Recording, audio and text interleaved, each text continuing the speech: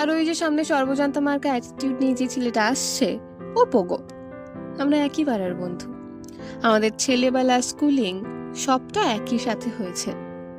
এখন দুজনের সামনে ক্লাস 12-এর বোর্ডস, তাই আগের মতো অত বেশি কথা না হলেও উইকেন্ডেই একবার দুজন দুজনকে বুলি করতে চলে আসি।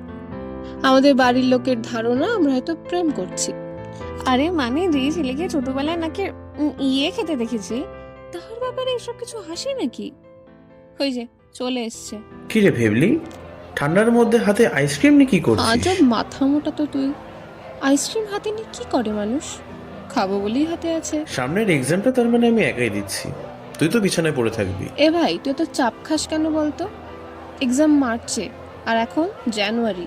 যা পারিস করতে। আমি তাই করি। চল চা খাওয়া আমাকে, সেদিন কিন্তু আমি খাইছিলাম। দিন দিন এরকম কিপটে কেন হয়ে যাচ্ছিস ভাই? আরে আমি উডবি ওয়াইফের জন্য টাকা বাঁচাচ্ছি আমি। ও আমার টাকা মেরে? অবভিয়াসলি। আর শোন, একটা সিগারেট খাওয়াবে কিন্তু। তুই না ছেড়ে দিয়েছিলি? এক্সাম প্রেশার সখী, তুমি আর কি বুঝে বলো এই সুখটা নেয় মর্ম। আন্টিকে বলে দেবো কিন্তু। এই যে তুই মাঝে মাঝে বহু সুলভ আচরণটা করিস না, ঠিক মা এরকমটা বাপের সাথে করে। এ ভাই, তুই চল, তোকে এক প্যাকেট কিনে দিচ্ছি। এসব কথা না বলে সিগারেটটা মুখে ঢুকিয়ে বসে থাক, দ্যাটস বেটার। সত্যি বলছিস? একটাই কিনে দেব।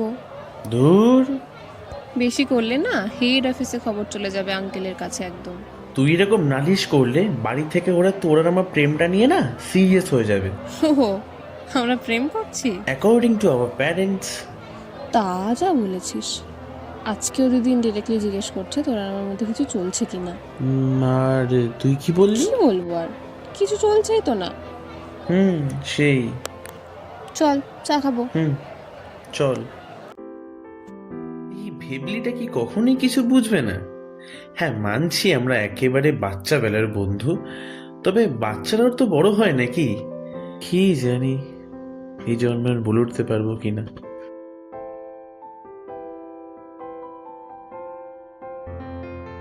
আপনারা এতক্ষণ শুনছিলেন the way to express originals, not just friend but almost love.